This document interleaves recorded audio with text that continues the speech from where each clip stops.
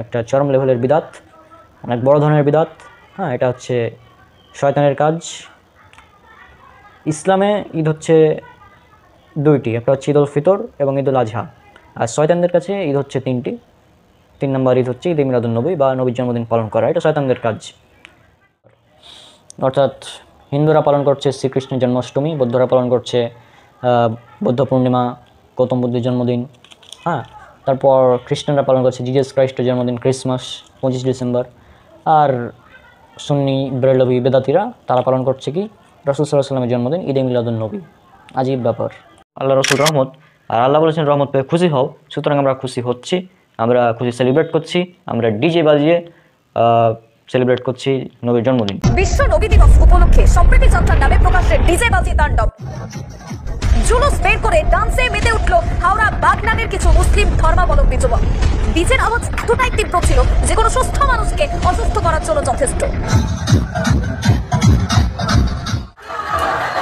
আসসালামু আলাইকুম ওয়া রাহমাতুল্লাহি ওয়া বারাকাতুহু। এই মুহূর্তে মাল্লা মধ্যে আমরা আছি, নবী দিবস পালন হচ্ছে, আপনারা দেখছেন ডিজে বাজছে, ডিজে বাজছে, ডিজে।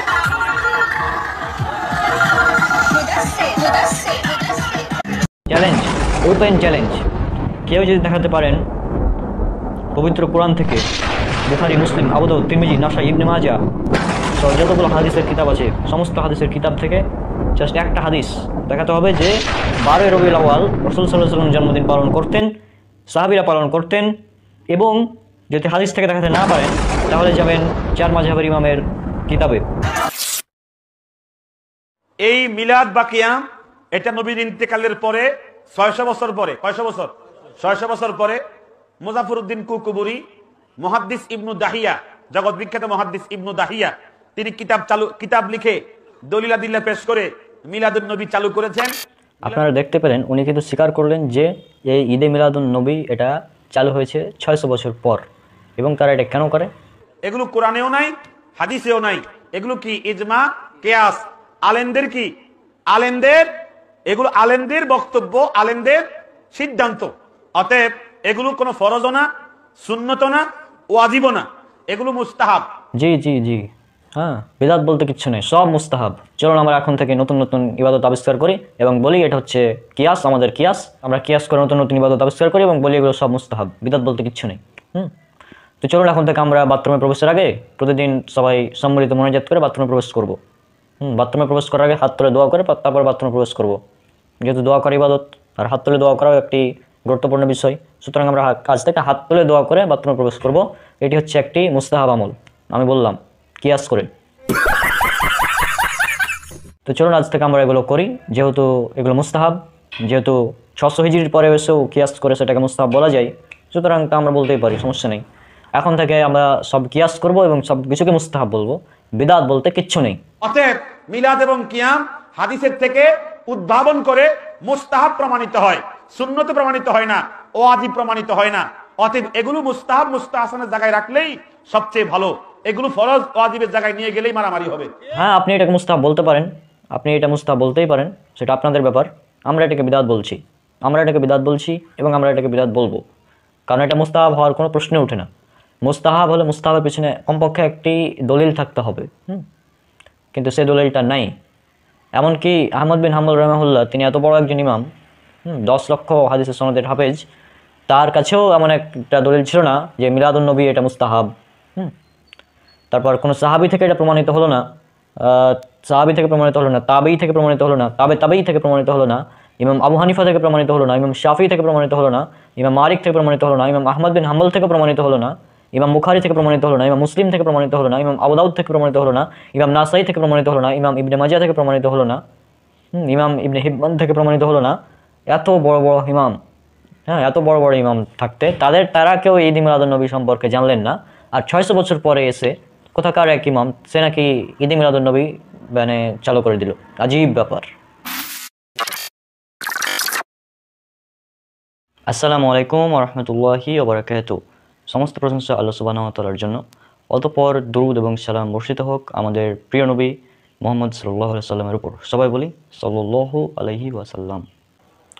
আপনারা জানেন কিছুদিন পর আমাদের আসছে আমাদের বেদাতি ভাইদের সবচেয়ে বড় ঈদ, ঈদে মিলাদুন্নবী। তো এই বিষয়ে আমার ভিডিও অলরেডি আছে এর আগের বছর, মানে গত বছর 2023-এ একটা করেছিলাম, 2022-এও করেছিলাম। হ্যাঁ, তো এখানে আমার মনে হয় না নতুন করে কিছু বলার প্রয়োজন আছে। তো তারপরেও আমরা দেখতে পাই যে প্রায় অনেকেই আছে যারা, যেমন এটা বেশ কিছু বছর আগে ডিজে বাজিয়ে মিলাদুন্নবী পালন করার অনেক প্রমাণ আমরা পেয়েছি। তারপর কেক কেটে মিলাদুন্নবী পালন করা, এগুলোর প্রমাণ আমরা এর আগেও পেয়েছি।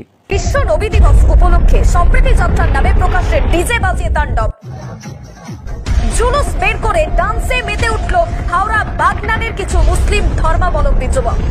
ডিজের আওয়াজ এতটাই তীব্র ছিল যে কোনো সুস্থ মানুষকে অসুস্থ করার জন্য যথেষ্ট।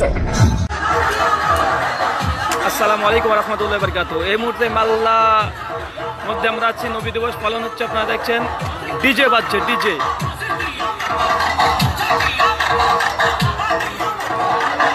ডিজে বাজছে, ডিজে।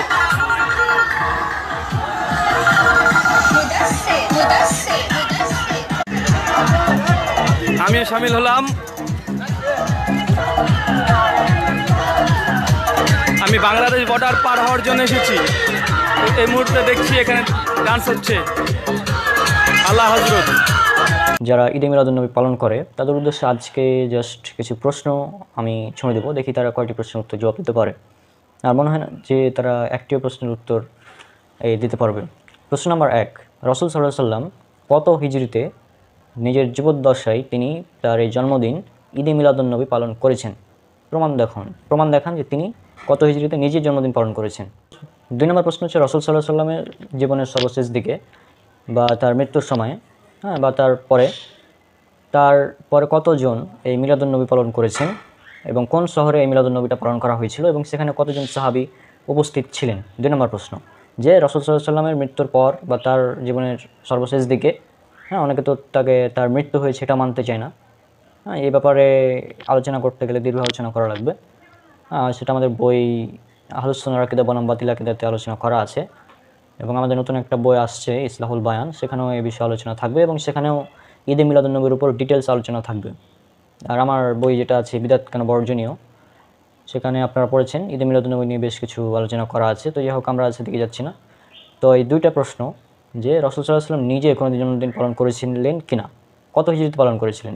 2 নম্বর প্রশ্ন রাসূল সাল্লাল্লাহু আলাইহি ওয়াসাল্লামের জন্মদিন সর্বপ্রথম কোন শহরে পালন করা হয়েছিল এবং সেখানে কতজন সাহাবী উপস্থিত ছিলেন, এটা হচ্ছে 2 নম্বর প্রশ্ন। রাসূল সাল্লাল্লাহু আলাইহি ওয়াসাল্লামের মৃত্যুর পর প্রায় 46 বছর জীবিত ছিলেন আম্মা জান আয়েশা রাদিয়াল্লাহু আনহা। এখন প্রশ্ন হলো যে আম্মা জান আয়েশা রাদিয়াল্লাহু আনহা তিনি কতবার রাসূল সাল্লাল্লাহু আলাইহি ওয়াসাল্লামের এই জন্মদিন ঈদে মিলাদুন্নবী পালন করেছেন। 3 নম্বর প্রশ্ন যে রাসূল সাল্লাল্লাহু আলাইহি ওয়াসাল্লামের প্রসিদ্ধ 4 জন সাহাবী, আমাদের ইসলামের 4 খলিফা, তারাও রাসূল সাল্লাল্লাহু আলাইহি ওয়াসাল্লামের মৃত্যুর পর অনেক বছর জীবিত ছিলেন।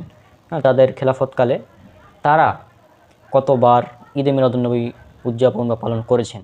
রাসূল সাল্লাল্লাহু আলাইহি ওয়াসাল্লামের জন্মদিন পালন করেছেন এমন কয়েকজন সাহাবীর নাম উল্লেখ করুন। রাসূল সাল্লাল্লাহু আলাইহি ওয়াসাল্লামের জন্মদিন পালন করেছেন যে সমস্ত সাহাবী, তাদের নামগুলো উল্লেখ করুন। আচ্ছা, সাহাবীদের জামানা গেল, এরপর আমরা যাচ্ছি তাবেঈদের জামানাতে। তো রাসূল সাল্লাল্লাহু আলাইহি ওয়াসাল্লামের জন্মদিন পালন করেছেন এমন কয়েকজন তাবেঈ এবং তাবেঈনদের নাম উল্লেখ করুন এবং তারা এগুলো কখন করেছেন এবং তারা কোন সাহাবীদের দেখে অনুপ্রাণিত হয়ে এগুলো করেছেন, তাদের নাম। 7 নম্বর প্রশ্ন, যেহেতু বাংলাদেশে যারা ঈদে মিলাদুন্নবী পালন করে তারা নিজেদেরকে সুন্নি হানাফি দাবি করে, তো আমার প্রশ্ন হচ্ছে যে হানাফি মাযহাবের ইমামে আজম আবু হানিফা রাহিমাহুল্লাহ তিনি কতবার ঈদে মিলাদুন্নবী পালন করেছেন। 8 নম্বর প্রশ্ন, ইমাম আবু হানিফার যে সমস্ত ছাত্ররা রয়েছেন, যেমন ইমাম আবু ইউসুফ, তারপর ইমাম মোহাম্মদ, ইমাম আবু জুফার, এছাড়াও আরও অনেকেই আছে তার ছাত্র, তাদের ছাত্রদের মধ্যে কে মোট কতবার ঈদে মিলাদুন্নবী পালন করেছেন সেটা আপনারা উল্লেখ করবেন। তারপর আমরা জানি যে রাসূল সাল্লাল্লাহু আলাইহি ওয়াসাল্লামের উপর যদি একবার দুরূদ পাঠ করা হয় তাহলে 10 বার আল্লাহর রহমত বর্ষিত হয়। এখন প্রশ্ন হচ্ছে যে ঈদে মিলাদুন্নবী উপলক্ষে যে ইয়া নবী সালাম আলাইকা বলে যে দরুদটা পড়া হয়, এই দরুদটা কোন হাদিসে উল্লেখ করা আছে এবং এই দরুদের ফজিলতটা আসলে কি। আচ্ছা, ঈদে মিলাদুন্নবীকে বলা হয় সকল ঈদের সেরা ঈদ। তাহলে আমার প্রশ্ন হচ্ছে যে এই ঈদে এই ঈদ সকল ঈদের সেরা ঈদ, অথচ এই ঈদে নামাজ থাকবে না, এটা কেমন হয়ে গেল না বিষয়টা। যেমন জুম্মার দিনকেও ঈদের দিন বলা হয়, সাপ্তাহিক ঈদের দিন, তো জুমার নামাজ আছে। তারপর ঈদুল আজহা, ঈদুল ফিতর, এগুলোর তো নামাজ আছে আলাদা। হ্যাঁ, আমার প্রশ্ন হচ্ছে যে এই ঈদে মিলাদুন্নবী এটার নামাজ কত রাকাত এবং ঈদে মিলাদুন্নবী উপলক্ষে কী কী আমল করতে হবে এটার লিস্ট আপনারা দিবেন, এবং লিস্ট দেওয়ার সাথে অবশ্যই কোরআন এবং হাদিসের রেফারেন্স লাগবে। হ্যাঁ, এটা আপনার দিতে হবে। যেটা সবচেয়ে বড় মূল পয়েন্ট সেটা হচ্ছে যে ইমাম মানে বেরলবিদের ইমাম আহমদ ইয়ার খান নাইমি তার যে আল হক 2য় খণ্ড 30 নম্বর পৃষ্ঠা, এছাড়াও 56 নম্বর পৃষ্ঠা, বিভিন্ন জায়গায় তিনি উল্লেখ করেছেন এই ব্যাপারে কথা বলতে গিয়ে ঈদে মিলাদুন্নবীর ব্যাপারে, যে তিনি বলছেন যে ঈদে মিলাদুন্নবী প্রথম 3 যুগে ছিল না। হ্যাঁ, সুতরাং এটা বিদাত, তবে সকল বিদাত হারাম নয়, এটা বিদাতে হাসানা। এটা নাকি বিদাতে হাসানা, আজীব ব্যাপার। তাহলে বিদাতে যদি এটা হাসানা হয় তাহলে এমন কয়েকটি বিদাতে হাসানার নাম উল্লেখ করুন এবং কয়েকটি বিদাতে সাইয়া, কোন বিদাতগুলো আসলে খারাপ এবং কোন বিদাতগুলো ভালো, এগুলোর একটা লিস্ট তৈরি করে দিন। এখন বলবেন যে ফরজ সালাতের পর সম্মিলিত মনোজাত করা বিদাতে হাসানা, তাহলে বিদাতে সাইয়া কোনটা বা খারাপ বিদাত কোনটা? তাহলে কোনটা খারাপ বিদাত? যদি ভালো বিদাত আর খারাপ বিদাত আপনি বলেন, তো কোন বিদাতটা ভালো আর কোন বিদাতটা খারাপ এটা আপনারা উল্লেখ করবেন। তারপর ঈদে মিলাদুন্নবী উপলক্ষে যে জশ্নে জুলুসের আয়োজন করা হয়, আমার প্রশ্ন হচ্ছে কোন সাহাবী সর্বপ্রথম এই জশ্নে জুলুসের আয়োজনটা করেছিলেন? প্রশ্ন হচ্ছে যে সুন্নি যারা আছে, বেরলভী সুন্নি, তারা বলে যে রাসূল সাল্লাল্লাহু আলাইহি ওয়াসাল্লাম নিজের জন্মদিন পালন করতেন এবং তিনি এর উপলক্ষে সোমবার রোজা রাখতেন। হ্যাঁ, তারা বলে আর কি। তো এটা নাকি তিনি নিজের জন্মদিন উপলক্ষেই রাখতেন। এখন প্রশ্ন হলো যে ঈদের দিন রোজা রাখা এটা কি আদৌ সম্ভব? না, আপনি বলছেন যে রাসূল সাল্লাল্লাহু আলাইহি ওয়াসাল্লাম রোজা রাখার মাধ্যমে জন্মদিন পালন করতেন। হ্যাঁ, তাহলে রাসূল সাল্লাল্লাহু আলাইহি ওয়াসাল্লাম আপনারা বলছেন যে এটা ঈদে মিলাদুন্নবী, এটা ঈদ, আবার তিনি রোজা রাখতেন। ঈদের দিন রোজা রাখতেন, ব্যাপারটা কেমন হয়ে গেল না? আর এখানে তিনি সোমবার রোজা রাখতেন, তিনি কি 12 রবিউল আউয়াল রোজা রাখতেন নাকি সোমবার? তিনি কি প্রতি বছর 12 রবিউল আউয়াল রোজা রাখতেন নাকি প্রতি সপ্তাহের সোমবার রোজা রাখতেন? উত্তর হচ্ছে প্রতি সোমবার। তাহলে আপনারা কেন প্রতি সোমবারকে বাদ দিয়ে কেনই বা আপনি 12 রবিউল আউয়াল পালন করতে গেলেন, তাও আবার রোজা রাখার মাধ্যমে না, ঈদ পালন করার মাধ্যমে আপনারা পালন করছেন? আজীব ব্যাপার। কথা হলো রাসূল সাল্লাল্লাহু আলাইহি ওয়াসাল্লাম নিজের জন্মদিনের দিন রোজা রাখতেন, তার মানে এখান থেকে প্রমাণিত হচ্ছে যে তিনি তার জন্মদিনকে ঈদ মনে করতেন না, কারণ ঈদের দিন রোজা রাখা হারাম। তো তিনি যদি নিজের জন্মদিনকে ঈদ মনে করবেন, তাহলে তিনি কেন নিজের জন্মদিন পালন করবেন রোজা রাখার মাধ্যমে? আজীব, তাই না? মূল কথা যেটা দাঁড়াচ্ছে যে এটা নিয়ে বিস্তারিত অনেক কথাই বলা যায়। এটা যে বিদাত, এর কোনো সন্দেহ নেই। ঈদে মিলাদুন্নবী পালন করা ইসলামের মধ্যে সবচেয়ে বড় একটা বিদাত, সবচেয়ে বড় বিদাত এটা। এখন এটা বিদাত, এতে কোনো সন্দেহ নেই। এখন আমার প্রশ্ন যে তাদেরকে যাদের প্রশ্ন করা হোক, আমি যে প্রশ্নগুলো করলাম, কিয়ামত পর্যন্ত সময় থাকলো এই প্রশ্নগুলোর একটারও তারা সঠিক উত্তর দিতে পারবে না। চ্যালেঞ্জ থাকলো, কারণ রাসূল সাল্লাল্লাহু আলাইহি ওয়াসাল্লাম কত হিজরিতে সর্বপ্রথম নিজের জন্মদিন পালন করেছেন, হ্যাঁ, এটার কোনো উত্তর নাই। তারা উত্তর দেবে তিনি সোমবার পালন করতেন, তো এটা তো সাপ্তাহিক। বাৎসরিক তিনি জন্মদিন পালন করতেন এরকম একটা প্রমাণও নাই।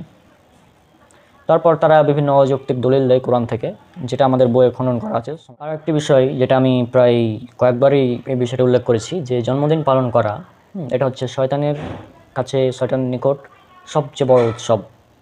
যেমন একটা বই আছে স্যাটানিক বাইবেল, তো এটার রিলিজিয়াস হলিডেজ অংশে উল্লেখ করা আছে এভাবে বিষয়টা যে the highest of all holidays in the satanic religion is the date of one's own birth. This is in direct contradiction of the holy of holidays of other religions. অর্থাৎ শয়তানের ধর্মের সবচেয়ে গুরুত্বপূর্ণ উৎসবের বিষয় হলো একজন তার নিজের জন্মদিন পালন করবে।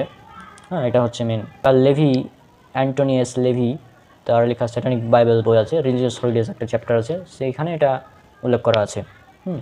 পিডিএফের পেজ নাম্বার 51। আর বাইবেল যেটা আছে খ্রিস্টানদের Bible, book of Genesis, old testament, অধ্যায় 40, অনুচ্ছেদ নাম্বার 20। মূল বাইবেলও তো পাবেন, পাশাপাশি এটা কিতাবুল মুকাদ্দাস এখানেও পেয়ে যাবেন। টেস্টামেন্ট, বুক অফ জেনেসিস, অধ্যায় 40, ভার্স নাম্বার 20। এখানে উল্লেখ করা আছে 3 দিনের দিন ফেরাউন তার অধীনে যেসব লোক কাজ করত তাদের একটা ভোজ দিলেন। সেদিন ছিল তার জন্মদিন। ফেরাউন সেদিন তার প্রধান পানীয় পরিবেশক ও তার প্রধান রুটিকারকে বের করে সেই সব লোকের সামনে আনলেন। অর্থাৎ ফেরাউন সর্বপ্রথম নিজের জন্মদিন পালন করেছিল, যেটা বাইবেল থেকে পাওয়া যায়। আর ধর্মগ্রন্থগুলোর মধ্যে একমাত্র বাইবেল, মানে এই ধর্মগ্রন্থ যেখানে স্পষ্ট উল্লেখ করা আছে জন্মদিন পালন করেছিলেন ফেরাউন। তার আগে কেউ জন্মদিন পালন করেছিল ধর্মে কোনো বর্ণনা পাওয়া যায় না। হ্যাঁ, আর ফেরাউন নিশ্চয় খুব ভালো মানুষ ছিল নাকি? ফেরাউনের ব্যাপারে তো সবাই জানে। এমনকি মুসলিম, হিন্দু, বৌদ্ধ, খ্রিস্টান, নাস্তিক সবাই জানে ফেরাউনের ব্যাপারে যে সে কত বড় ভালো মানুষ ছিল। তো যারা জন্মদিন পালন করছে তারা ফেরাউনের অনুসরণ করছে স্পষ্টভাবে। হ্যাঁ, এটা বাইবেল থেকে প্রমাণিত। তারপর এখানে আরেকটি মজার বিষয় হচ্ছে যে ঈদে মিলাদ, আরবিতে ঈদে মিলাদ, এর ইংলিশ ট্রান্সলেশন হচ্ছে ক্রিসমাস, বা ক্রিসমাসের আরবি ট্রান্সলেশন করবেন সেটা আপনারা পেয়ে যাবেন ঈদে মিলাদ। তো ক্রিসমাস বা ঈদে মিলাদ যেটাই বলুন একই ব্যাপার। অর্থাৎ হিন্দুরা পালন করছে শ্রীকৃষ্ণের জন্মাষ্টমী, বৌদ্ধরা পালন করছে বৌদ্ধ পূর্ণিমা, গৌতম বুদ্ধের জন্মদিন। হ্যাঁ, তারপর খ্রিস্টানরা পালন করছে জিজাস ক্রাইস্টের জন্মদিন ক্রিসমাস 25 ডিসেম্বর। আর সুন্নি বেরেলভি বেদাতিরা তারা পালন করছে কি রাসূল সাল্লাল্লাহু আলাইহি ওয়াসাল্লামের জন্মদিন ঈদে মিলাদুন নবী। আজীব ব্যাপার, সবগুলোই একই সূত্রে গাঁথা এবং সবগুলোই শয়তানের অনুসরণ। কোনো ধর্মগ্রন্থে পাবেন না আপনি যে জিজাস ক্রাইস্ট, এই পুরো বাইবেল খুঁজে আপনি দেখাতে পারবেন না যে জিজাস ক্রাইস্ট তার জন্মদিন ছিল 25 ডিসেম্বর। অসম্ভব, এটা প্রমাণ করা সম্ভবই না। তারপর বৌদ্ধদের যতগুলো ধর্মগ্রন্থ আছে, ত্রিপিটক বলেন যেটা বলেন, তাদের ধর্মগ্রন্থ পড়ে কখনোই আপনি বের করতে পারবেন না যে গৌতম বুদ্ধ তার জন্মদিন পালন করেছেন বা করতে বলেছেন, অথবা তার জন্মদিন হচ্ছে এই দিন, এটা পাবেন না। তারপর পুরো গীতা পড়ার কথা পাবেন না যে শ্রীকৃষ্ণ তিনি বলেছেন যে আমার জন্মাষ্টমী পালন করো। হ্যাঁ, এই ধরনের কথা পাবেন না। সুতরাং এগুলো সবগুলো ধর্মগ্রন্থের বিরুদ্ধে এই জন্মদিন পালন করা। আর এটাই উল্লেখ করা আছে স্যাটানিক বাইবেলের মধ্যে যে এই দিনটা নিজের জন্মদিন পালন করা এটা হচ্ছে ধর্মের সরাসরি বিরোধী, অর্থাৎ ধর্মের বিরোধী এটা কাজ, ধর্মবিরোধী কাজ জন্মদিন পালন করা। তো আশা করছি আপনারা বিষয়টা একদম বুঝতে পেরেছেন। আর যারা মিলাদুন নবী পালন করুক, পরবর্তীতে যখন বুঝতে পারবো এগুলো বিদাত। আমরা তো বলছি এগুলো বিদাত, এবং আমাদের মৃত্যুর আগ মুহূর্ত পর্যন্ত আমরা বলে যাবো এগুলো বিদাত, এটা বিদাত, এটা কোনো সন্দেহ নেই। এবং এক্ষেত্রে 4 মাযহাব একমত, হানাফি, শাফি, মালিকি, হাম্বলি, 4 মাযহাবের সকল ইমাম এখানে একমত যে ঈদে মিলাদুন্নবী পালন করা বিদাত এবং এটা গোমরাহি, পথভ্রষ্টতা। ইসলামের মধ্যে সবচেয়ে বড় বিদাত এটাই বিদাত, এর চেয়ে বড় বিদাত অন্যান্যগুলো মানুষ সাধারণত অনেকে দ্বিমত করে যে হ্যাঁ এটা বিদাত হতে পারে, নাও হতে পারে, কিন্তু ঈদে মিলাদুন্নবী পালন করা যে বিদাত, এটা যারা পালন করে তারাও স্বীকার করে যে এটা 600 হিজরির পর চালু করা হয়েছে, 600 হিজরির পর চালু করা হয়েছে এই বিদাত। এটা একদম নতুন বলতে পারেন। অর্থাৎ 4 মাযহাবের ইমাম তারা এই শব্দটা জানতেন না ঈদে মিলাদুন্নবী, অথচ আজকে যারা পালন করছে তারা নিজেদেরকে হানাফি বলছে। আজীব ব্যাপার। তো যাই হোক, যারা ডিজে বাজিয়ে ঈদে মিলাদুন্নবী পালন করছে, তারপর অনেকে কেক কেটে ঈদে মিলাদুন্নবী পালন করছে, তো তার ব্যাপারগুলো আর না বলি, সেটা আপনারা দেখেছেন, আপনারা জানেন বিষয়গুলো। এটা নিয়ে আর নতুনভাবে কোনো কথা বলার প্রয়োজন আছে বলে আমার মনে হয় না। অনেক কথা বলেছি এই ঈদে মিলাদুন্নবী সম্পর্কে, এগুলো বিদাত। আর রাসূল সাল্লাল্লাহু আলাইহি ওয়াসাল্লাম বলেছেন, মানে আমিলা আমালান লাইসা আলাইহি আমরুনা ফাহুয়া রাদ্দুন, কেউ যদি এমন কোনো আমল করে যা আমাদের দিনের মধ্যে নাই, তা প্রত্যাখ্যাত, বাতিল, পরিত্যাজ্য। অর্থাৎ এটা আছে সহিহ মুসলিম হাদিস নাম্বার 1718, ইসলামিক ফাউন্ডেশন 4344, হাদিস একাডেমি 4385, এছাড়াও মিসকাতে হাদিসটা পাবেন 140-এ, এছাড়াও আরও অনেক ব্যাপার হাদিস আছে। তারপর রাসূল সাল্লাল্লাহু আলাইহি ওয়াসাল্লাম বলেছেন, কুল্লু বিদাতিন দলালা ও কুল্লু দলালাতিন ফিন্নার, প্রত্যেক বিদাত হচ্ছে গুমরাহি এবং প্রত্যেক গুমরাহির পরিণাম জাহান্নাম। সুনান নাসাই হাদিস নাম্বার 1578, 1581। আর রাসূল সাল্লাল্লাহু আলাইহি ওয়াসাল্লাম বলেছেন যে অচিরেই তোমরা আমার মৃত্যুর পর অনেক বড় বড় মতভেদ দেখতে পাবে, তখন তোমরা আমার সুন্নাত এবং আমার খোলাফায়ে রাশিদিনের সুন্নাতকে আঁকড়ে ধরবে, তা মারির দাঁত দিয়ে শক্ত করে কামড়ে আঁকড়ে ধরবে। আর সাবধান প্রত্যেকটি নবাবিষ্কার সম্পর্কে, কেননা প্রত্যেকটি নবাবিষ্কার হচ্ছে বিদাত এবং প্রত্যেকটি বিদাত হচ্ছে গুমরাহি। এটা আপনারা পেয়ে যাবেন সুনান আবু দাউদ হাদিস নাম্বার 4607। আমরা ইমাম মালিক রাহমাহুল্লাহর একটা কল উল্লেখ করব। তিনি ইমাম মালিক রাহমাহুল্লাহ ইমাম শাফি রাহমাহুল্লাহকে কথাটি বলেছিলেন। এটা আল ইনসাফ পৃষ্ঠা নম্বর 32 পাবেন। এই তথ্যগুলো আপনারা পেয়ে যাবেন মাসিক আত-তাহরিক ওয়েবসাইট থেকে। তো এটা আমাদের বই উল্লেখ করেছি, তো আমি সেখান থেকে পড়ে শোনাচ্ছি। ইমাম মালিক রাহমাহুল্লাহ স্বীয় ছাত্র ইমাম শাফিকে বলেন, রাসূলুল্লাহ সাল্লাল্লাহু আলাইহি ওয়াসাল্লাম ও তার সাহাবীদের সময়ে যেসব বিষয় দিন হিসেবে গৃহীত ছিল না, বর্তমান কালেও তা দিন হিসেবে গৃহীত হবে না। যে ব্যক্তি ধর্মের নামে ইসলামে কোনো নতুন প্রথা চালু করলো, অতঃপর তাকে ভালো কাজ ও বিদআত হাসানা বলে রায় দিল, সে ধারণা করে নিল যে আল্লাহ রাসূল সাল্লাল্লাহু আলাইহি ওয়াসাল্লাম স্বীয় রিসালতের দায়িত্ব পালনে খেয়ানত করেছেন। আর একটি কথা আমরা উল্লেখ করব, সেটা হচ্ছে আল কওলুল মুতামাদ গ্রন্থ বলা হয়েছে যে 4 মাযহাবের সেরা বিদ্বানগণ সর্বসম্মতভাবে প্রচলিত মিলাদ অনুষ্ঠান বিদআত হওয়ার ব্যাপারে একমত হয়েছেন। তারা বলেন, এরবলের গভর্নর কুকুবুরি এ বিদাতের হোতা। তিনি তার আমলের আলেমদেরকে মিলাদের পক্ষে মিথ্যা হাদিস তৈরি করার ও ভিত্তিহীন কিয়াস করার হুকুম জারি করেছিলেন। এখন কথা হচ্ছে, আমি এই বিষয়টি নিয়ে ভিডিও বানাতাম না, তারপরেও কিছু মানুষ এমন এমন কমেন্ট করছে যে কারণে আর কি বানাতে হচ্ছে। মানে কিছুদিন আগে আমি একটি পোস্ট করেছিলাম, যদিও ভিডিওটি আমার 1 বছর আগের, গত বছরের ভিডিও, ঈদে মিলাদুন্নবী সম্পর্কে। আমাদের সমাজে ব্যাপক প্রচলিত একটি বেদাত, সেই বেদাতের নাম হচ্ছে ঈদে মিলাদুন্নবী, যেটা সামনে আসছে। মানুষ সেটাকে ঈদ, নতুন একটা ঈদ বলে পালন করছে। কিন্তু আজীব ব্যাপার, যে ঈদ সম্পর্কে রাসূল সাল্লাল্লাহু আলাইহি ওয়াসাল্লাম জানতেন না, যে ঈদ সম্পর্কে সাহাবীরাও জানতেন না, যে ঈদ সম্পর্কে আমাদের ইমাম আবু হানিফা, ইমাম শাফিঈ, ইমাম আহমদ ইবনে হাম্বল এবং ইমাম মালিক তারা কেউ জানতেন না। আমাদের 4 মাযহাবের ইমামের কেউ জানতেন না যে 12ই রবিউল আওয়াল ঈদে মিলাদুন্নবী পালন করতে হবে, এটা কেউ জানতেন না তারা। কিন্তু বর্তমানে কিছু নামধারী মানুষ, নামধারী মুসলিম, তারা পালন করছে। এখন আপনি একটা বিষয় খেয়াল করুন, আপনি যদি ঈদে মিলাদ এই আরবি শব্দটার ইংরেজি ট্রান্সলেশন করেন তাহলে কি পাবেন জানেন? তাহলে পাবেন ক্রিসমাস। আর ক্রিসমাস এটা কি? ক্রিসমাস হচ্ছে খ্রিস্টানদের ধর্মীয় উৎসব। অর্থাৎ খ্রিস্টানরা মনে করে এই দিন, অর্থাৎ 25শে ডিসেম্বর, এই দিন ঈসা আলাইহিসসালাম, যিশু অর্থাৎ ঈসা আলাইহিসসালাম পৃথিবীতে জন্মগ্রহণ করেন। সেজন্য তারা ঈসা আলাইহিসসালামের জন্মদিন পালন করে, কেক কেটে বিভিন্ন রকমভাবে তারা জন্মদিন পালন করে ঈসা আলাইহিসসালামের ক্রিসমাসে। এবং এটা তাদের ধর্মীয় উৎসব।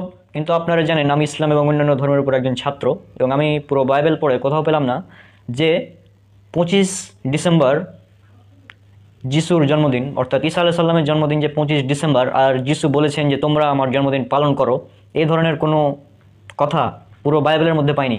যেসব মুসলিমরা ঈদে মিলাদুন্নবী পালন করছে এবং বিভিন্ন ধরনের হাস্যকর দলিল দিচ্ছে, দলিলগুলো কিন্তু হাস্যকর। তারা কিন্তু দেখাতে পাচ্ছে না যে রাসূল সাল্লাল্লাহু আলাইহি ওয়াসাল্লাম কোথায় বলেছেন যে তোমরা আমার জন্মদিন পালন করো, এরকম একটা হাদিস তারা দেখাতে পাচ্ছে না। তারা কোথাও দেখাতে পাচ্ছে না যে আবু বকর, ওমর, উসমান, আলী রাদিয়াল্লাহু আনহু এনারা রাসূল সাল্লাল্লাহু আলাইহি ওয়াসাল্লামের জন্মদিন পালন করেছেন, এই ধরনের কোনো হাদিস তারা দেখাতে পাচ্ছে না। আবার আমাদের 4 ইমামের বই থেকেও তারা দেখাতে পাচ্ছে না যে তারা পালন করেছেন রাসূল সাল্লাল্লাহু আলাইহি ওয়াসাল্লামের জন্মদিন, কেউ দেখাতে পাচ্ছে না। কিন্তু তারা করছে। কয়েক বছর থেকেই চ্যালেঞ্জ করা আছে, অনেকেই চ্যালেঞ্জ করে রেখেছে, আমিও করেছি। কেউ যদি একটা হাদিস এরকম দেখাতে পারে যে রাসূল সাল্লাল্লাহু আলাইহি ওয়াসাল্লাম এর জন্মদিন পালন করেছেন সাহাবীরা, কেউ বা রাসূল সাল্লাল্লাহু আলাইহি ওয়াসাল্লাম নিজে পালন করেছেন বা সাহাবীরা করেছেন বা করতে বলেছেন, এরকম একটা হাদিস যদি কেউ দেখাতে পারে তাহলে আমরাও পালন করব, কোনো সমস্যা নেই। আর আমাদের হানাফি মাযহাবের একজন আলেম রেজাউল করিম আব্রার, তিনিও কিন্তু ঈদে মিলাদুন্নবীকে বেদাত বলেছেন। তখন এই বেদাতিরা তাকে ওয়াহাবি ইত্যাদি বলে গালি দেওয়া শুরু করেছে, বিভিন্ন ধরনের কথা বলে, কারণ যে তাদের বিরুদ্ধে চলে গেছে কথা।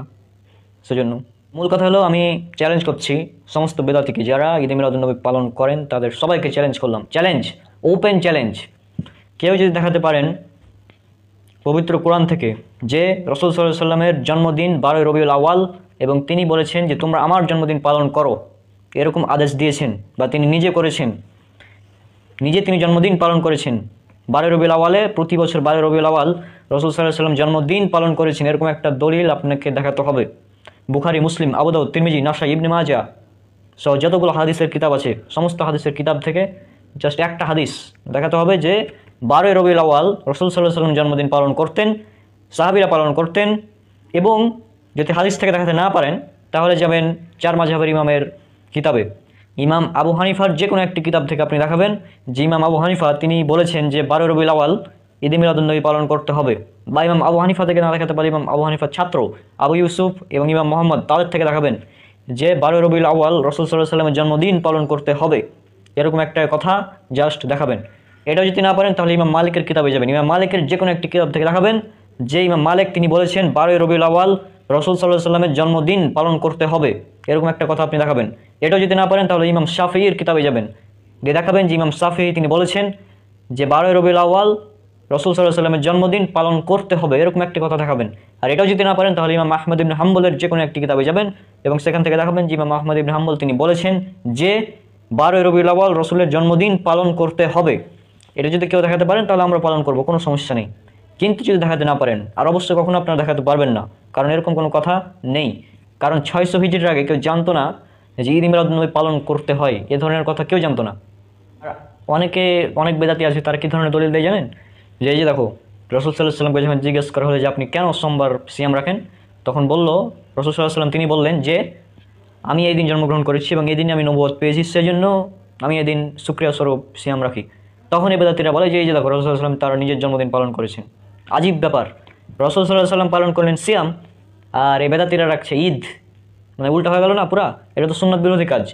আর রসুল সাল্লাহ সাল্লাম প্রতি সপ্তাহে সোমবারে সিয়াম রাখতেন, আর এই বেদাতিরা রাখছে শুধুমাত্র 12 রবিউল আউয়াল। অথচ 12 রবিউল আউয়াল এ নিয়ে অনেক মতভেদ আছে যে এই দিনকে রসুল সাল্লাহ সাল্লাম জন্মগ্রহণ করেছেন না করেননি। অনেকে বলে 9 রবিউল আউয়াল তিনি জন্মগ্রহণ করেছেন, অনেকে বলে 12 রবিউল, অনেক মতামত আছে। কিন্তু এ বিষয়ে সবাই একমত যে রসুল সাল্লাল্লাহু আলাইহি সাল্লাম তিনি মৃত্যুবরণ করেছেন 12 রবিউল আউয়াল, অর্থাৎ এটা তার মৃত্যুর তারিখ, জন্ম তারিখ নয়। কিন্তু এই বেদাতিদের দেখেন তারা কি করছে, মৃত্যুর তারিখে জন্মদিন পালন করছে। কি করছে? মৃত্যুর তারিখে জন্মদিন পালন করছে। এরা আবার দাবি করে আমরা রাসূলকে ভালোবাসি। খুব আজীব ব্যাপার, রাসূলের মৃত্যুদিনে জন্মদিন পালন করছে আর বলছে আমরা তাকে ভালোবাসি। হাস্যকর না বিষয়টা? আর জন্মদিন, মৃত্যুদিন, যে কোনো দিবস এটা পালন করা হারাম ইসলামে। শুধুমাত্র ঈদ এবং কয়েকটি দিবস ছাড়া যে কোনো দিবস ইসলামে পালন করা হারাম। বিশেষ করে জন্মদিন পালন করা ইসলামে মারাত্মক রকমের হারাম। এটা উল্লেখ করা আছে সুনান আবু দাউদে, হাদিস নম্বর 4031, যে ব্যক্তি যে জাতির সাদৃশ্য অবলম্বন করবে সে তাদেরই অন্তর্ভুক্ত। আর জন্মদিন পালন করা এটা এসেছে আপনার ইহুদি খ্রিস্টান এদের থেকে। সুতরাং যে জন্মদিন পালন করে সেই ইহুদি খ্রিস্টানদের অন্তর্ভুক্ত হয়ে যাবে। আজীব ব্যাপার ভাই, একবার চিন্তা করেন। রসুল সাল্লাল্লাহু আলাইহি সাল্লাম সারা জীবন ইহুদি খ্রিস্টানদের বিরোধিতা করতে বলেছেন, বিরোধিতা করেই গেছেন সব কাজে। কিন্তু এই বেদাতিরা ইহুদি খ্রিস্টানদের নীতিতে রসুলের জন্মদিন পালন করছে। আজীব ব্যাপার। আবার হাস্যকর অনেক দলিলও দিচ্ছে, দলিলগুলো দেখলে জাস্ট হাসি লাগে। সব জাল এবং জয়ীফ, জয়ীফ না, জাল নিজস্ব বানানো দলিল, একটাও কোনো দলিল নেই স্পষ্ট, সব হাস্যকর দলিল। তো যাই হোক, এই ঈদে মিলাদুন নবী এটা পালন করা বেদাত। আর বেদাত সম্পর্কে আপনারা অনেকে অবগত আছেন, আবার অনেকে জানেন না যে বেদাত কী জিনিস। সেজন্য আমাদের একটা ভিডিও রয়েছে, সেটা আপনারা দেখে নেবেন বেদাত সম্পর্কে। সংক্ষেপে বলছি, বেদাত হচ্ছে দিনের মধ্যে নতুন আবিষ্কার। দুনিয়াবি কোনো বিষয় সেটা বেদাত না, দিনের মধ্যে যে কোনো নতুন আবিষ্কার সেটা হচ্ছে বেদাত। অর্থাৎ ঈদে মিলাদুন নবী এটা হচ্ছে বেদাত। তাহলে আশা করি আপনারা বুঝতে পেরেছেন। তো সমস্যাটা হচ্ছে যে অধিকাংশ মানুষের কমেন্ট এমন যে তারা বিদাত কাকে বলে এটাই জানে না। বিদাতের ব্যাপারে আমরা এতগুলো আলোচনা করেছি, হয়তো অন্য কোনো ব্যাপারে আমরা এতগুলো আলোচনা করিনি। বিদাতের ব্যাপারে যতগুলো আলোচনা করা হয়েছে, আমাদের বিদাত সম্পর্কে আমরা চেষ্টা করেছি ক্লিয়ার ধারণা দেওয়ার, তারপরেও মানুষের কমেন্ট এ ধরনের। এদের মধ্যে অধিকাংশ বিদাত সম্পর্কে জানে না। বলছে যে আপনার যদি ঈদে মিলাদুন নবী বিদাত হয় তাহলে তো মসজিদে মাইক এটা বিদাত, মসজিদে স্পিকার লাগানো এটা বিদাত, তারপর মোবাইলে ভিডিও করা, ফেসবুক চালানো, এইগুলোও বিদাত তাদের দাবি। তো আমি যে কথাটা বলবো, এদেরকে বিদাত শেখার জন্য আবারও মাদ্রাসায় ভর্তি হওয়া লাগবে বা কোনো শায়েখের কাছে, হুজুরের কাছে, শিক্ষকের কাছে তালিম নেওয়া লাগবে। বিদাত কাকে বলে এটা অর্জন করার জন্য কমপক্ষে তাদের 1 মাস পড়াশোনা করা লাগবে, অন্তত বিদাত কাকে বলে এটা জানার জন্য। তারা স্বীকার করছে যে এটা ঈদে মিলাদুন নবী আল্লাহ রসুল সাল্লাল্লাহু আলাইহি সাল্লাম পালন করেননি, সাহাবীরা পালন করেননি, 4 ইমাম থেকে প্রমাণিত নয়, কিন্তু ক্ষতি কী করবো আমরা, এটা হচ্ছে তাদের কথা। আল্লাহ রসুল করেননি, আল্লাহ রসুল তো ফেসবুক চালাননি, মাইক, টিভি, এসি, ফ্যান মসজিদে ইত্যাদি লাগাননি, তারপর নতুন নতুন যেসব জিনিস আছে এগুলো করেননি। আজীব ব্যাপার। এদেরকে বলি বিদাত সম্পর্কে জানতে হবে। তো আপনারা বিদাত সম্পর্কে জেনে তারপরে এগুলো কমেন্ট করেন, তখন সমস্যা নেই। কিন্তু বিদাত সম্পর্কে না জেনেই যদি এরকম কমেন্ট করেন তাহলে এটা হাস্যকর। এখন আমি সংক্ষেপে চেষ্টা করবো বিদাত সম্পর্কে ধারণা দেওয়ার, তারপর ঈদে মিলাদুন নবী নিয়ে কিছু কথা বলবো। বিদাত কাকে বলে? বিদাত কাকে বলে? বিদাতের সংজ্ঞা হাদিস থেকে আমরা যেভাবে জানতে পারি সেটা হচ্ছে সহিহ বুখারী হাদিস নম্বর 297, সহিহ মুসলিম হাদিস নম্বর 1718, মিসকাত হাদিস নম্বর 140, আবু দাউদ হাদিস নম্বর 4606, তারপর সুনান ইবনে মাজাহ হাদিস নম্বর 14 ইত্যাদি বিভিন্ন জায়গায় উল্লেখ করা আছে হাদিস। হাদিসটা মূলত এরকম: মান আমিলা আমালান লাইসা আলাইহি আমরুনা ফাহুয়া রাদ্দুন। মান আমিলা আমালান, কেউ যদি এমন কোনো আমল করে যা আমাদের দিনের মধ্যে নেই তাহলে তা ফাহুয়া রাদ্দুন, বাতিল, প্রত্যাখ্যাত, পরিত্যাজ্য। এটা হচ্ছে হাদিস থেকে বিদাতের সংজ্ঞা। আরও আছে সুনান নাসাই হাদিস নম্বর 1578 খুলুন, সেখানে উল্লেখ করা আছে কি ওয়াসারুল উমুর মুহদাসাতুহা, অকুল্ল মুহদাসাতিন বিদা, আর সবচেয়ে নিকৃষ্ট হলো নতুনভাবে আবিষ্কৃত বিষয়সমূহ দিনের মধ্যে। হ্যাঁ, আর দিনের মধ্যে প্রত্যেক নতুন আবিষ্কারই হচ্ছে বিদাত। ওয়াকুল্লু বিদাতিন দলালা, আর প্রত্যেক বিদাত হচ্ছে গুমরাহি। ওয়াকুল্লু দলালাতিন ফিন নার, আর প্রত্যেক গুমরাহির পরিণাম হচ্ছে জাহান্নাম। এটা হচ্ছে হাদিস থেকে সংজ্ঞা। সুতরাং মূল কথা হচ্ছে রাসূল সাল্লাল্লাহু আলাইহি সাল্লাম যেসব আমল করেননি, যে সমস্ত আমল করেননি, সাহাবীরা যে সমস্ত আমল করেননি, এবং পরবর্তী 3 প্রজন্ম যে সমস্ত আমল করেননি, সেগুলো হচ্ছে বিদাত। এখন আমরা বিদাত কাকে বলে এটা বোঝাতেই ব্যর্থ। এখন আমাদের দুটি বিষয় চিন্তা করতে হবে, একটা হচ্ছে দুনিয়াবী বিষয় এবং একটা হচ্ছে ইবাদতের বিষয়। দুনিয়াবী বিষয় এর ক্ষেত্রে ফতোয়া হবে হালাল অথবা হারাম, আর ইবাদতের বিষয়ে ফতোয়া হবে সুন্নাত অথবা বিদাত। এখন এই বিষয়টা আমাদের বুঝতে হবে যে হালাল এবং হারাম, দুনিয়াবী বিষয়ে হালাল এবং হারাম, এই বিষয়টা আমরা কীভাবে নির্ধারণ করব। পবিত্র কোরআনে আল্লাহ যে সমস্ত জিনিসকে হারাম করেছেন এবং হাদিসে রাসূল সাল্লাল্লাহু আলাইহি ওয়াসাল্লাম যে জিনিসকে হারাম করেছেন, সেগুলো হচ্ছে হারাম। কিয়ামত পর্যন্ত সে ধরনের যত কাজ হবে হারাম, এবং এই ব্যতীত যত কাজ আছে, অর্থাৎ যে সমস্ত কাজ আল্লাহ রাসূল হারাম করেছেন হাদিসে, পবিত্র কোরআনে আল্লাহ সুবহানাহু ওয়া তাআলা হারাম করেছেন, এই ব্যতীত যতগুলো কাজ আছে দুনিয়াবী বিষয়ে সবই হালাল। কিয়ামত পর্যন্ত যত খাবার, যত জিনিস আবিষ্কার হবে সবই হালাল।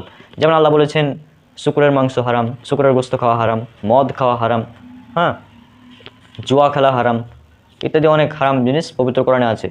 রাসূল সাল্লাল্লাহু আলাইহি ওয়াসাল্লাম বিভিন্ন জিনিসকে হারাম করেছেন হাদিসে, যেমন নেশাদার দ্রব্য হারাম।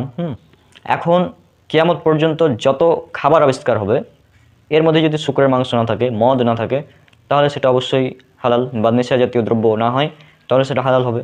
মানে যে সমস্ত মূলনীতি কোরআন হাদিসে দেওয়া আছে, এই মূলনীতির মানে এই ক্যাটাগরির ভিতরে যদি না পড়ে খাবারটা, তাহলে সেটা হারাম হবে না। কিন্তু এমন একটি নতুন খাবার আবিষ্কার হলো, যেমন আল্লাহ রাসূল যুগে বিরিয়ানি ছিল না, কিন্তু বর্তমানে বিরিয়ানি একটি মানে সবার প্রায় প্রিয় খাদ্য হিসেবে দেখা হয়, অনেকেই বিরিয়ানি পছন্দ করে। তো এই বিরিয়ানি কিন্তু রাসূল সাল্লাল্লাহু আলাইহি ওয়াসাল্লামের যুগে ছিল না, কিন্তু বর্তমানে বিফ বিরিয়ানি মানে গরুর মাংস দিয়ে বিরিয়ানি করা হয়, ইত্যাদি বিভিন্ন বিষয়ে বিরিয়ানি করা হয়। এখন এই বিরিয়ানি আপনি বলতে পারবেন না বিরিয়ানি খাওয়া সুন্নাত নাকি বিদআত, এটা বলতে হবে হালাল অথবা হারাম। এখন আমাদের দেখতে হবে বিরিয়ানির মধ্যে হারাম কোনো প্রোডাক্ট আছে কিনা, তো আমরা দেখলাম হারাম কোনো কিছু নেই। যেহেতু বিরিয়ানির মধ্যে হারাম কিছু নেই, শুকরের মাংস, মদ জাতীয় পদার্থ নেই, মানে নেশাদার দ্রব্য কিছু নেই, সুতরাং এটা হালাল। কিন্তু আপনি যদি প্রশ্ন করেন এটা সুন্নাত না বিদআত, তাহলে প্রশ্নটা হবে হাস্যকর। একইভাবে ইবাদতের জগতে বিষয়টা সম্পূর্ণ বিপরীত। অর্থাৎ ইবাদতের জগতে আল্লাহ রাসূল সাল্লাল্লাহু আলাইহি ওয়াসাল্লাম তার 23 বছরের নবুয়তের জীবনে যে সমস্ত আমল করেছেন, সাহাবীরা যে সমস্ত আমল করেছেন, অতটুকুই হচ্ছে সুন্নাত। এর বাইরে, এর চেয়ে যদি কোনো কিছু বৃদ্ধি করা হয় চুল পরিমাণ বা অনুপরিমাণ, তাহলে ওই চুল বা অনুপরিমাণ যে কর্ম বৃদ্ধি করা হবে ওটাই বিদআত। উদাহরণস্বরূপ নামাজের পর সম্মিলিত মোনাজাত আল্লাহ রাসূল থেকে প্রমাণিত নয়, সাহাবী থেকে প্রমাণিত নয়। আর এক্ষেত্রে আরও একটা বিষয় খেয়াল রাখতে হবে যে জমি আমার হলে অবশ্যই আমাকে দলিল দিতে হবে। জমি আমার, সুতরাং দলিল দেখাতে হবে যে জমিটা আমার। এখন আপনি যদি প্রশ্ন করেন যে এই জমিটা তোমার নয়, এটার দলিল কি, এটা যেমন হাস্যকর, ঠিক তেমনই আপনি যদি প্রশ্ন করেন যে নামাজের পর সম্মিলিত মোনাজাত করা যাবে না, এটা দলিল কোথায়, ঈদে মিলাদুন্নবী পালন করা যাবে না, এটার দলিল কোথায়, এটা হাস্যকর। কারণ দলিল সেটার লাগে যেটা আছে দাবি করা হয়। আপনি দাবি করছেন যে ঈদে মিলাদুন্নবী পালন করতে হবে, তাহলে আপনাকে দলিল দেখাতে হবে যে আল্লাহ রাসূল করেছেন কিনা, সাহাবীরা করেছেন কিনা, কিন্তু আপনি সেটা দেখাতে পাচ্ছেন না। খালি যুক্তি যে করলে ক্ষতি কি, নবীর জন্মদিন পালন করছি, সমস্যা কোথায়, মানে এইগুলো যুক্তি দেখানো হচ্ছে, মানে আজীব ব্যাপার। আর আমি বলি এই ঈদে মিলাদুন্নবী যেটা পালন করা হচ্ছে এটা মূলত কীভাবে এসেছে, যেমন খ্রিস্টানরা পালন করে যিশুর জন্মদিন, যিশু ঈসা আলাইহিস সালামের জন্মদিন পালন করে বড়দিন, ক্রিসমাস। হ্যাঁ, ক্রিসমাসকে যদি আরবিতে কনভার্ট করা হয় তাহলে সেটা হবে ঈদে মিলাদ। পর হিন্দুরা পালন করে হচ্ছে শ্রীকৃষ্ণের জন্মাষ্টমী, শ্রীকৃষ্ণের জন্মদিন হিসেবে পালন করে, তো সেটাও এক ধরনের মিলাদ। হ্যাঁ, মিলাদ মানে কি জন্ম, তাই না?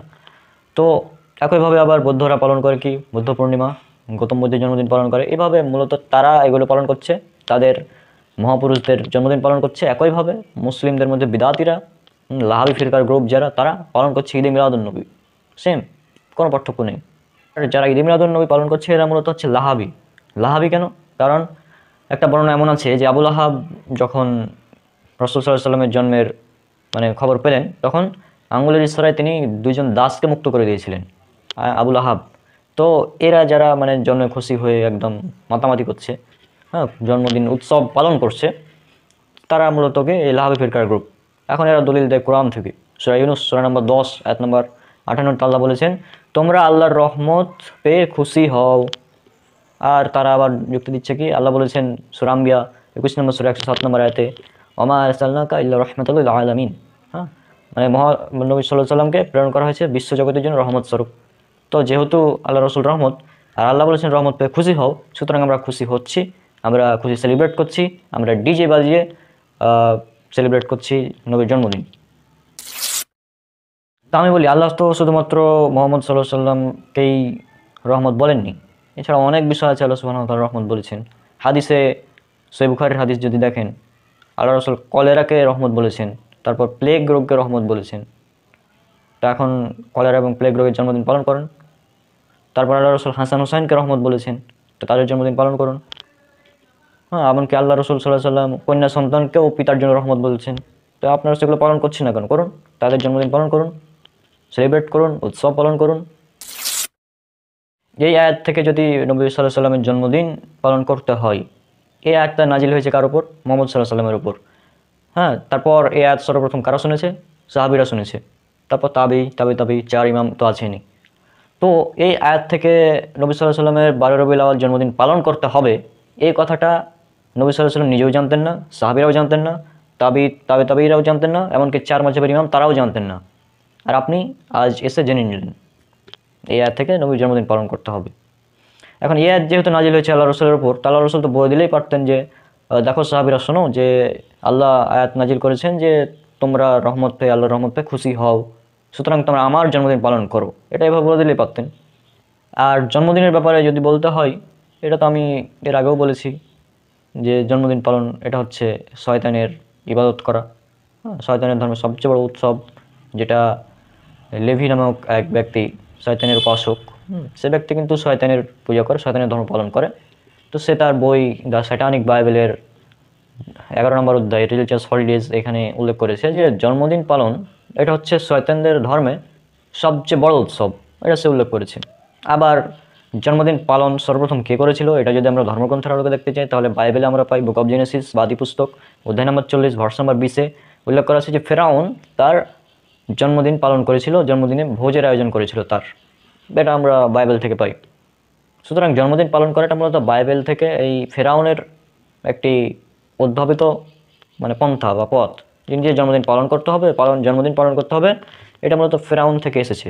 আমি মনে করি যেটা ফেরাউনের থেকে এসেছে, ফেরাউন করেছিল, বাইবেল উল্লেখ করা আছে, সেখান থেকে এসেছে জন্মদিনের এটা। কারণ এর আগে কোনো ধর্মগ্রন্থে আমরা দেখতে পাই না যে অমুক ব্যক্তি তার জন্মদিন পালন করেছেন বা করতে বলেছেন, কিন্তু ফেরাউন পালন করেছিল।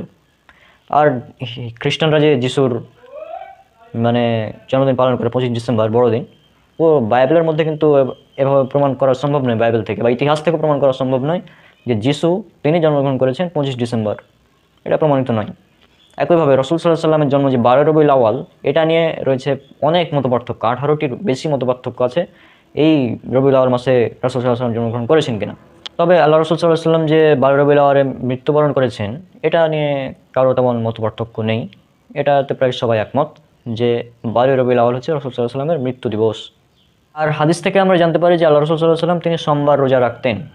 এখন এই সোমবার রোজা রাখার কারণ হিসেবে যখন সাহাবীরা জিজ্ঞাসা করলেন যে আপনি সোমবার রোজা রাখেন কেন, তখন এই দিনে আমি জন্মগ্রহণ করেছি এবং এই দিন আমাকে নবুয়ত দেওয়া হয়েছে। অপর এক বর্ণনায় পাওয়া যায় যে এই দিনেই আমাকে দেওয়া হয়েছে নবুয়ত, এবং অপর এক বর্ণনায় আরও পাওয়া যায় যে সোমবার এবং বৃহস্পতিবার আল্লাহর নিকট মানে আমল পেশ করা হয়, তো আমি চাই আমার আমল এমন অবস্থায় পেশ করা হোক যাতে আমি রোজাদার অবস্থায় থাকি। এগুলো সব বুখারী মুসলিমের বর্ণনায় পাওয়া যায়। হ্যাঁ, তো মূলত আমার যেহেতু আজকে প্রস্তুতিবিহীনভাবে কথাগুলো বলছি, তাই রেফারেন্সগুলো তেমন মনে নেই। হ্যাঁ, এই জন্য আর কি বলা হচ্ছে না।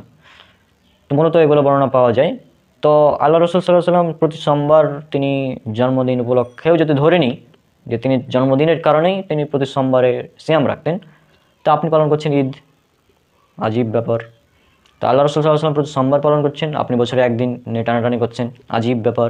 এ কেমন আশিকের রাসূল, নিজেকে আশিকের রাসূল দাবি করে, অথচ আল্লাহ রসুল যেটা করলেন প্রতি সপ্তাহে, আপনি নিয়ে চলে গেলেন বছরে একদিন করবেন। তা আবার কি রোজা না, তা আবার ঈদ পালন করবেন, তা আবার কি সবচেয়ে বড় ঈদ। সুনান আবু দাউদের 1134 নম্বর হাদিসে আল্লাহ রসুল বললেন যে আমি জাহিলিয়াতের সব ঈদকে মানে ছেড়ে দিয়ে মানে বাতিল করে দিয়ে তোমাদের জন্য 2টি দিনকে ঈদ নির্ধারণ করে দিলাম। মানে আল্লাহ তোমাদের জন্য দুটি দিনকে ঈদ হিসেবে নির্ধারিত করে দিয়েছেন, একটা হচ্ছে ঈদ উল ফিতর এবং ঈদ উল আজহা। আর আপনি নিয়ে আসলেন 3 নম্বর ঈদ, বড় ঈদ, সবচেয়ে বড় ঈদ, ঈদ মিলাদুন্নবী। আজীব ব্যাপার। এবার কিছু প্রশ্ন যারা ঈদ মিলাদুন্নবী পালন করেন তারা আমাকে দিয়ে যাবেন জবাবগুলো। প্রশ্ন নাম্বার 1, এই ঈদ মিলাদুন্নবী এটা সর্বপ্রথম আল্লাহ রসুল সাল্লাল্লাহু আলাইহি ওয়াসাল্লাম কত হিজরিতে নিজে পালন করেছিলেন একটা প্রমাণ দিবেন। তারপর এটা সাহাবী আবু বকর আল্লাহ রসুলের মৃত্যুর পর প্রায় 2.5 বছর মানে খলিফা ছিলেন তিনি, তো তিনি 2.5 বছরে 2বার মানে হিসাবে 2.5 বছরে প্রায় 2বার ঈদ মিলাদুন্নবী আসে, তো তিনি কি এই 2বার পালন করেছিলেন কিনা এর প্রমাণ দিবেন। তারপরে খলিফা ছিলেন হযরত উমর রাদিয়াল্লাহু আনহু, তো তিনি এইটি পালন করেছিলেন কিনা ঈদ মিলাদুন্নবী, যদি পালন করে থাকেন তাহলে একটি প্রমাণ দিবেন। 3 নম্বর প্রশ্ন, তারপর খলিফা ছিলেন হযরত উসমান, তো তিনি এটা পালন করেছিলেন কিনা ঈদ মিলাদুন্নবী 12 রবিউল আউয়াল রসুলের জন্মদিন পালন করেছিলেন কিনা একটি প্রমাণ দিবেন সহিহ হাদিস থেকে। 4 নম্বর প্রমাণ, আলী রাদিয়াল্লাহু আনহু তিনি এটা পালন করেছিলেন কিনা। তারপর রাসূল সাল্লাল্লাহু আলাইহি ওয়াসাল্লামের কন্যা ফাতিমা রাদিয়াল্লাহু আনহা তিনি জীবিত ছিলেন আল্লাহ রসুলের মৃত্যুর পর, তিনি পালন করেছিলেন কিনা। তারপর আম্মা জান আয়েশা রাদিয়াল্লাহু আনহা আল্লাহ রসুলের মৃত্যুর পর প্রায় 46 বছর জীবিত ছিলেন, তো তিনি প্রায় 2210টি হাদিস বর্ণনা করেছেন। এখন আম্মা জান আয়েশা থেকে একটি হাদিস পেশ করুন যেখানে বলেছেন যে আমরা আল্লাহ রসুলের মানে জন্মদিন পালন করেছি 12 রবিউল আউয়াল। একটি হাদিস পেশ করবেন হাদিস থেকে আম্মা জান আয়েশা থেকে, তিনি 2210টি হাদিস বর্ণনা করেছেন। আর সবচেয়ে বেশি হাদিস বর্ণনাকারী সাহাবী আবু হুরায়রা রাদিয়াল্লাহু আনহু তিনি কি নিজে পালন করেছিলেন আল্লাহ রসুলের ঈদ মিলাদুন্নবী বা জন্মদিন, যদি পালন করে থাকেন তাহলে একটি দলিল দিবেন আবু হুরায়রা থেকে যে তিনি পালন করেছিলেন, দলিল দিতে হবে। এবার সাহাবীদের জামানা থেকে একটু পরে চলে যান, তারপরে চলে আসুন আমাদের বিখ্যাত 4 মাযহাবের ইমামের কাছে। আবু হানিফা তিনি আল্লাহ রসুলের মৃত্যুর প্রায় 70 বছর পর জন্মগ্রহণ করেন 80 হিজরিতে এবং মৃত্যুবরণ করেন 150 হিজরিতে। এখন ইমাম আবু হানিফা তিনি কি আল্লাহ রসুলের জন্মদিন পালন করেছেন, যদি করে থাকেন তাহলে একটি দলিল দিবেন। এখন আপনি আবার পাল্টায় প্রশ্ন এটা করতে পারবেন না যে তিনি যে পালন করেননি এটার দলিল কি, কারণ জমি যদি আপনার হয় আপনাকে দলিল দিতে হবে। আপনি যদি দাবি করেন যে এই জমিটা আমার তাহলে দলিল লাগবে, কিন্তু আপনি যদি বলেন যে এই জমিটা যে আমার নয় এটার প্রমাণ কি, এটা হাস্যকর। তো ঠিক তেমনি দাবি যেহেতু আপনি করেছেন তাহলে দলিল আপনাকে দিতে হবে, দাবি আপনার, দলিল আপনাকে দিতে হবে যে এটা পালন করতে হবে। আবু হানিফা পালন করেছেন কিনা দলিল দিবেন, অথবা নিজেকে হানাফি বলা বন্ধ করবেন, আজ থেকে নিজেকে লাহাবি বলবেন, কারণ আবু লাহাব পালন করেছে। সুতরাং আপনি লাহাবি বলতে পারেন নিজেকে, সমস্যা নেই। আপনি লাহাবি হিসাবে প্রমাণ করুন, নিজেকে পরিচয় দিন যে আমি লাহাবি, তাহলে কোনো সমস্যা নেই। কিন্তু আপনি আহলে সুন্নাহ ওয়াল জামাতের অনুসারী দাবি করতে পারবেন না, কারণ আহলে সুন্নাহদের ইমাম থেকে আপনি প্রমাণিত করতে পারবেন না যে তারা পালন কেউ করেছিলেন। এরপর চলে যান ইমাম মালিক রাহিমাহুল্লাহ তার কাছে। ইমাম মালিক তিনি আল্লাহ রসুলের জন্মদিন পালন করেছিলেন কিনা, ইমাম মালিকের জন্ম 93 হিজরিতে, তো তিনি পালন করেছিলেন কিনা একটি প্রমাণ দিবেন। ইমাম মালিকের একটি কিতাব আছে মুয়াত্তা মালিক, হাদিসের গ্রন্থ আছে, সেখান থেকে দিতে পারেন, সমস্যা নেই। একটি প্রমাণ দিবেন মুয়াত্তা মালিক থেকে যে আল্লাহ রসুল সাল্লাল্লাহু আলাইহি ওয়াসাল্লাম জন্মদিন পালন করেছিলেন। তারপর চলে যান ইমাম শাফিঈ রাহিমাহুল্লাহ, 3 নম্বর ইমাম 4 মাযহাবের মধ্যে, জন্ম 150 হিজরি, মৃত্যু 204 হিজরি। তো ইমাম শাফিঈ রাহিমাহুল্লাহ থেকে একটা প্রমাণ পেশ করুন যে তিনি মানে জন্মদিন পালন করেছেন আল্লাহ রসুলের 12 রবিউল আউয়াল, আল্লাহ রসুলের জন্মদিন পালন করেছেন বা করতে বলেছেন, একটি প্রমাণ পেশ করবেন।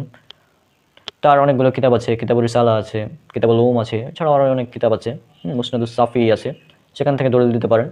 তারপর চলে যান আহমদ বিন হাম্বল, 4 নম্বর ইমাম, এর কাছে তিনি 10 লক্ষ হাদিসের সনদের হাফেজ ছিলেন। এবং বলা হয় তিনি সবচেয়ে বড় ইমাম, কারণ তিনি ছিলেন মানে সবচেয়ে বেশি হাদিসের সনদের মানে তার মুখস্থ ছিল, এরকম বলা হয়। তো ইমাম আহমদ বিন হাম্বল রাহিমাহুল্লাহ জন্ম 164 হিজরি এবং মৃত্যু 241 হিজরি। তো তার থেকে একটি প্রমাণ দিবেন যে তিনি আল্লাহ রসুলের জন্মদিন পালন করেছিলেন। তার অনেক বড় একটি হাদিসের গ্রন্থ আছে যেটা মুসনাদ আহমদ, এটা হাদিসের এনসাইক্লোপিডিয়া এবং সবচেয়ে বড় হাদিসের গ্রন্থ বলা হয়। তো সেখান থেকে একটি প্রমাণ দিবেন সহিহ সনদে যে আল্লাহ রসুল সাল্লাল্লাহু আলাইহি ওয়াসাল্লাম জন্মদিন পালন করতেন, প্রমাণ দিতে পারেন। 4 ইমামের বিষয় খতম। এরপরে আসুন আমাদের হাদিসের ইমামদের কথা, মুহাদ্দিসদের, যেমন ইমাম বুখারী রাহিমাহুল্লাহ, তার লিখিত সহিহ বুখারী আছে, সেখান থেকে একটি প্রমাণ দিতে পারেন যে ইমাম বুখারী তিনি নিজে বলেছেন যে আমি আল্লাহ রসুলের জন্মদিন পালন করেছি 12 রবিউল আউয়াল, দিবেন প্রমাণ। তারপর ইমাম মুসলিম আছে, ইমাম মুসলিম থেকে প্রমাণ দিবেন, সহিহ মুসলিম থেকে, তারপর আবু দাউদ, তিরমিজি, নাসাই, ইবনে মাজাহ, অনেক ইমাম যারা রয়েছেন তাদের থেকে প্রমাণ দিবেন। তো প্রমাণ দিতে হবে প্রথম 3 যুগের মানুষের থেকে, হ্যাঁ, অর্থাৎ সাহাবি, তাবি এই পর্যন্ত সীমাবদ্ধ। এর পরে গিয়ে যদি আপনি প্রমাণ দেন তাহলে সেগুলো গ্রহণযোগ্য নয়। যেমন এর পরে আপনি প্রমাণ দিতে পারেন 600 হিজরির পরে, কারণ ঈদ মিলাদুন নবী এটা তো এসেছে 600 হিজরির পর, এটা আবিষ্কার মানে এটা চালু হয়েছে 600 হিজরির পরে, সুতরাং এটার প্রমাণের কোনো প্রশ্নই ওঠে না। তো আশা করছি আপনারা প্রশ্নগুলোর উত্তর দিয়ে যাবেন, অথবা স্বীকার করবেন যে আপনি লাহাবি এবং আপনি একজন বিদাতি, এটা স্বীকার করবেন যে কোনো একটি। এখন আরও একটি বিষয়, কিছু মানুষ দেখলাম কমেন্টে কিছু হাস্যকর দলিল উপস্থাপন করছে, গুগল থেকে ডাউনলোড করে জাস্ট কপি পেস্ট, সনদবিহীন। আপনারা এইসব দেওয়ার আগে একবার সহিহ মুসলিমের মুকাদ্দমাটা পড়ে আসবেন, সেখানে একদম স্পষ্ট যে সনদ হচ্ছে দ্বীনের অংশ। সনদবিহীন কথা মূলত জাল। যদি কোনো কথার পেছনে সনদ না থাকে, আপনি একটি হাদিস পেশ করছেন অথচ সেটার কোনো সনদই নাই, তাহলে সেটা জাল, একদম জাল, টাটকা জাল, একদম মিথ্যা কথা। সুতরাং সনদবিহীন সব কথা দেওয়া থেকে মানে কথা দিয়ে কোনো লাভ নেই। তো আশা করছি আপনারা বিষয়গুলো বুঝতে পেরেছেন।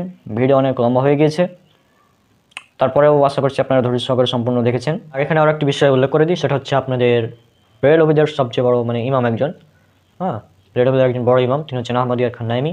তার একটি বই আছে জাল হক, 2য় খণ্ড, পৃষ্ঠা নাম্বার 33 এবং পৃষ্ঠা নাম্বার 56। তো 33 নম্বর পৃষ্ঠায় তিনি ইমাম সাখাবির কল নকল করেছেন, যে ইমাম সাখাবি তিনি বলছেন যে এটি অর্থাৎ ঈদ মিলাদুন নবী প্রথম সোনালী 3 যুগে ছিল না, অর্থাৎ সাহাবিদের যুগে ছিল না, তাবিদের যুগে ছিল না, তাবাইনের যুগে ছিল না, অর্থাৎ তারা কেউ পালন করেননি, তারা স্বীকার করে নিয়েছে। তারপর 56 নম্বর পৃষ্ঠায় গিয়ে বলছে যে একটি প্রশ্নের জবাব দিতে গিয়ে বলছেন যে আমরা নাকি আপত্তি করি, মানে তিনি স্বীকার করছেন যে এভাবে বিষয়টা যে যেহেতু ঈদ মিলাদুন নবী প্রথম 3 যুগে ছিল না, সুতরাং এটা বিদাত, এটা তিনি স্বীকার করলেন। তারপরে বলছেন কি যে কিন্তু সব বিদাতি হারাম নয়, মানে যুক্তি দিয়ে বিভিন্নভাবে এই করে সব বিদাতি হারাম নয়। তিনি বলছেন সব বিদাতি হারাম নয়, কিন্তু আল্লাহ রসুল বলেছেন কুল্লু বিদাতিন দালালা, প্রত্যেক বিদাতি পথভ্রষ্টতা। এখন কার কথা মানবেন, আল্লাহ রসুলের কথা নাকি আহমদিয়ার খান নাইমের কথা, কোনটা মানবেন? আল্লাহ রসুল বলছেন কুল্লু বিদাতিন দালালা অকুল্লু দালালাতিন ফিন্নার, সুনান নাসাই কিতাবুল দুইদের খুতবা, হাদিস নাম্বার 1578 এবং 1581 দেখতে পারেন। এখানে উল্লেখ করা হচ্ছে কুল্লু বিদাতিন দলালা ও কুল্লু দলালাতিন ফিন্নার, প্রত্যেক বিদাতি গুমরাহি এবং প্রত্যেক গুমরাহের পরিণাম জাহান্নাম। আর আহমদিয়ার খান নাইমি তিনি বলছেন প্রত্যেক বিদাত হারাম নয়, মানে কোনো কোনো বিদাত তার কাছে জায়েজ।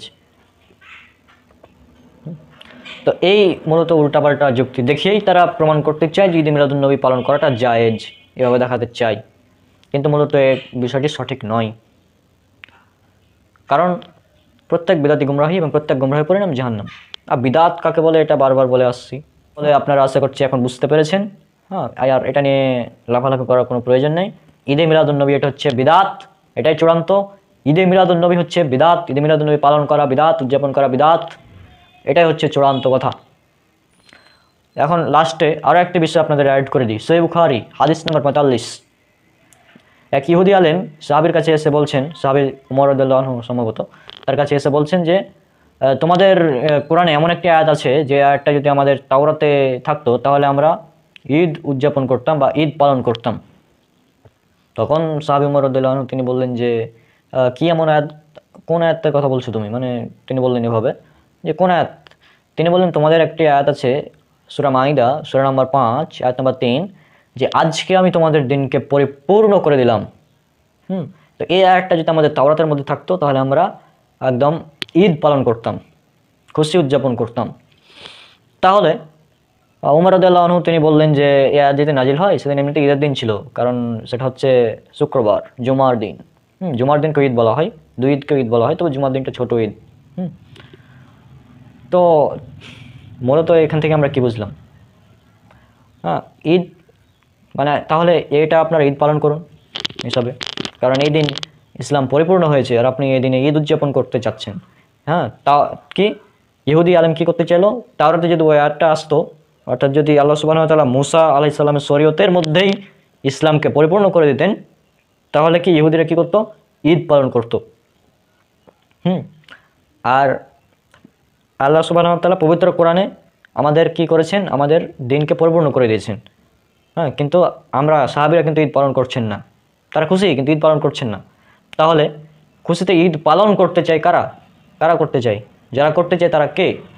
যারা করতে চাইলো তারা হচ্ছে ইহুদি, আর যারা এটা নিয়ে খুশি থাকলো তারা হচ্ছে মুসলিম, যেমন সাহাবিরা। এখন এটাকে বুঝে নেন, যারা এই মোহাম্মদ সাল্লাল্লাহু আলাইহি ওয়াসাল্লামের জন্মদিনকে কেন্দ্র করে সব পালন করছে, কেউ কেউ ডিজে বাজিয়ে পালন করছে ঈদে মিলাদুন নবী, তো এগুলা কি? একটা আপনারা চিন্তা করে দেখুন।